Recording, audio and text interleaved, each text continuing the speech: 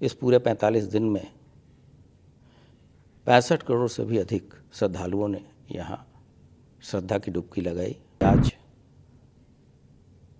एक रिकॉर्ड के रूप में, जो कि कभी इसके पहले नहीं हुआ और पूरे विश्व के पटल पे नहीं हुआ, वो हमारी टीम ने कर दिखाया है। हमारी सुरक्षा के प्रबंध अभी कुछ दिनों तक और भी रहेंगे, जब तक कि वहाँ हम लोगों ने एक बहुत बड़ी एसेट भी क्रिएट कर रखा है। जब उन तक डिसमेंटल होंगे, लोग अपने घरों को जाएंगे। महाकुंभ 2025 का अंतिम अमृत स्नान आज सुबह शुभ मुहूर्त में प्रारंभ हुआ। प्रयागराज के अतिरिक्त उत्तर प्रदेश के अन्य महत्वपूर्ण शहरों में और सभी शिवालयों में आज लोग, श्रद्धालु भारी संख्या में एकत्रित होकर जल चढ़ा रहे हैं अपने आराध्य को। और आज महाकुंभ 2025 अंतिम पड़ाव पे आ चुका है। अगर हम प्रयागराज की बात करें तो इस पूरे 45 दिन में 65 करोड़ से भी अधिक श्रद्धालुओं ने यहाँ श्रद्धा की डुबकी लगाई। उत्तर प्रदेश पुलिस ने माननीय मुख्यमंत्री जी के नेतृत्व में और उनके दिशा निर्देशन में भीड़ प्रबंधन, सिक्योरिटी, पुलिसिंग में तकनीक के इस्तेमाल का एक ऐसा अद्वितीय, अनुकरणीय मॉडल पेश किया है जो विश्व में कहीं भी देखा नहीं गया, और इसकी प्रशंसा सभी स्तरों पर लगातार की जा रही है। हमारे साथियों ने पिछले 45 दिन में बिना शस्त्र के अपने व्यवहार से सबका मन जीता है, और ये पुलिस विभाग के मुखिया होने के नाते तथा शासन के लिए भी बहुत ही गर्व का विषय है। हम लोगों ने जो विश्व स्तरीय तकनीक थे उसका इस्तेमाल किया, एआई का भी भरपूर इस्तेमाल किया, चाहे वो क्राउड मैनेजमेंट हो, चाहे वो सर्विलांस हो, और जिस तरह के थ्रेट परसेप्शंस शुरू से आ रहे थे उसको हम लोगों ने पूरी तरीके से ध्वस्त कर दिया। और ऐसा नहीं है कि ऐसे प्रयास नहीं किए गए हों, लेकिन हमारी जो टीम है और हमें जो अन्य संस्थाओं से और अन्य एजेंसियों से जो सहयोग मिल रहा है, ये उसका परिणाम है कि आज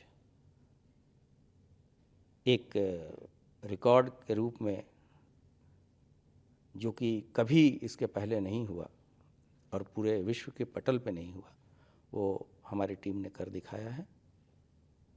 साथ ही साथ हमारी जो अन्य धर्मस्थली है, जैसे वाराणसी, अयोध्या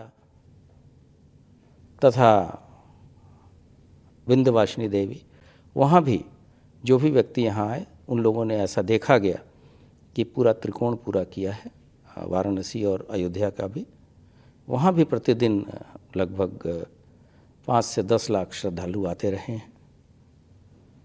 तो हमारे जो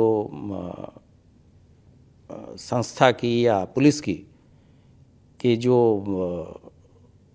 एफिशिएंसी पूरी तरीके से टेस्ट की गई, और उसमें सभी लोग खरे उतरे हैं, और बिना किसी बड़े घटना के हम लोगों ने पूरा महाकुंभ को संपन्न कराया है। आज भी वाराणसी में जो शैव अखाड़े हैं, जिनकी संख्या 7 है, उनमें से 5 लोगों ने काशी विश्वनाथ मंदिर में वो दर्शन कर लिया है। 2 अखाड़ों का अपराह्न में दर्शन होगा। रेलवे के साथ भी हमारा बहुत ही अच्छा समन्वय रहा, और प्रतिदिन लगभग जो मुख्य स्नानों के दिन 5 लाख और अन्य स्नानों के दिन लगभग 3 से 4 लाख लोग रेल सेवाओं का भी उन्होंने फ़ायदा उठाया।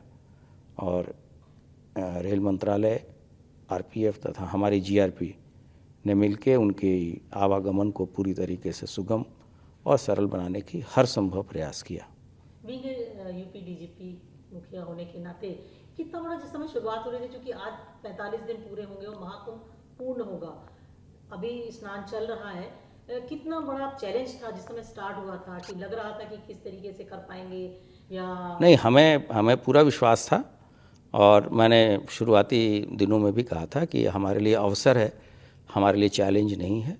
और हमारे साथियों ने 45 दिन तो कार्य किया ही, उसके पहले से भी लगभग 2 महीने से वो लोग लगातार मौके पे जाके उसकी ट्रेनिंग ली, वहाँ की टोपोग्राफी को देखा। हमने अपने लोगों को सॉफ्ट स्किल्स की ट्रेनिंग दी, गुड बिहेवियर की भी ट्रेनिंग दी, जिसका ये सुखद परिणाम है कि आपने खुद देखा होगा कि बिना किसी शस्त्र के लोगों ने किस तरह से